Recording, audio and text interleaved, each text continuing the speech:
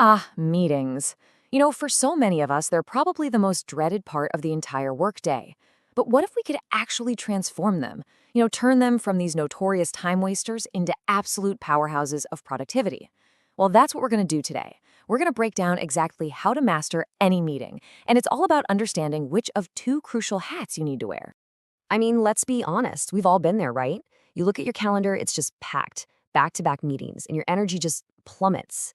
It's that feeling, that universal feeling, that you're just sitting in a room where time literally goes to die, and you walk out with no clear outcome.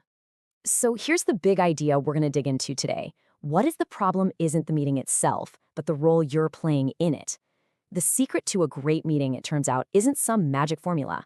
It's actually a conscious choice. It's all about knowing when to lead the conversation and when to just guide it. If you can get this right, trust me, everything changes. All right, so let's just state the problem plainly. At their worst, meetings are just productivity black holes. They burn through our time. They create so much frustration as conversations just go around and around in circles, and then they end with no clear action. And the result? Well, the result is that nothing actually gets done. And this brings us right to the core of this whole thing. The two hats. For every single meeting, you have to decide, am I going to wear the facilitator hat or am I going to wear the leader hat? Now, these are fundamentally different roles, and I'm telling you, confusing them, that's the root cause of almost every bad meeting you've ever been. Okay, so what's the real difference here? Well, a facilitator's goal is to elicit. That means drawing ideas out of the team. Success for them is all about the quality of the group's contribution. Now, a leader's goal, that's to direct. It's about driving the team towards a specific decision. And success here is measured by clear, actionable outcomes. So think of it this way. One pulls, the other pushes. And this breakdown really makes the distinction crystal clear. Look at the goal. A facilitator is there to explore problems, while a leader is there to update progress. And check out the information flow. For facilitation, it's bottom up. The team is doing the talking. But in a typical staff meeting, it's top down. And the biggest risk? Well, for a facilitator, it's that one or two dominant voices take over the whole thing. For a leader, honestly, it's just plain boredom. So knowing the goal, that's what helps you choose the right hat. Okay, so let's put on that first hat, the facilitator. Now, facilitating is not about you having all the answers. Not at all. It's about creating an environment where the team can find the answers. It's a really subtle art, the skill of eliciting the absolute best from everyone in the room. So that word, elicit, that's the core philosophy. You are not a lecturer, you're a guide. Your whole job is to pull ideas out of people's heads, not to push your own ideas into theirs. And look, if a meeting ends and only 2 out of 10 people have spoken, then you, as the facilitator, have failed. The goal is nothing less than 100% participation. And to do this well, you really just need 3 key micro skills. First, listen, interpret, and confirm. You have to listen intently, then say back what you heard, something like, so it sounds like what you're saying is. Second, ask driving questions.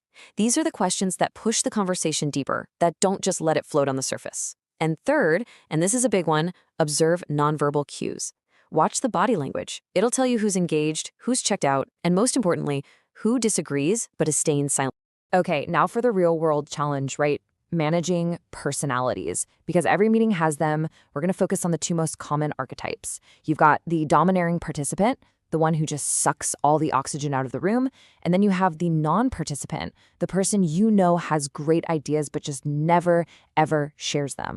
So how do you handle that dominant talker without making things awkward or starting a conflict? Well, you use a technique called steering. It's simple. You acknowledge their contribution, politely but firmly, and then you pivot to someone else. The real key is in that transition. You say something like, "Thank you for that detailed perspective. Now, to get a wider view, I want to steer over to the technical team's angle." See? It lets you stay in control, but you're still showing respect. And what about the silent participant? The worst thing you can do is just put them on the spot with a really vague question like, "So, what do you think?" Instead, you want to invite them in. You do that with a really specific, non-threatening question about their own experience. Asking something like, "Jack, have you seen this issue pop up in your department?" is so much easier for them to answer. It helps them find their voice in the conversation. All right, let's switch hats. We're taking off the facilitator hat and putting on the leader hat. Now, if facilitating is an art, leading a meeting is a science. It's a discipline.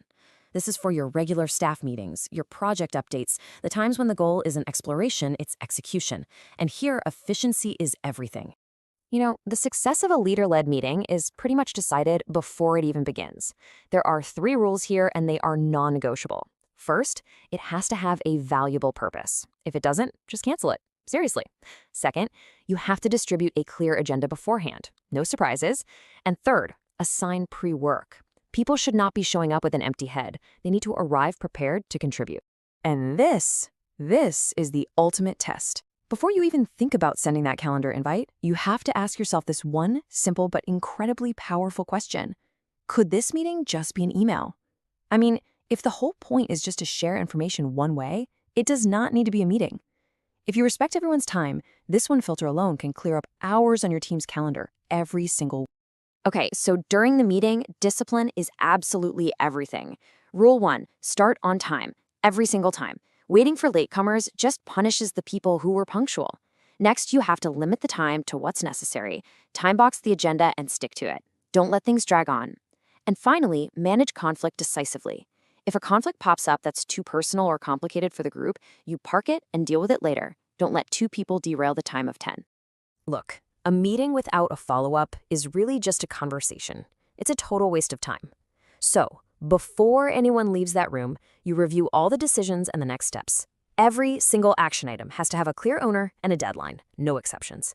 And then you send a summary email to document everything and lock in that accountability.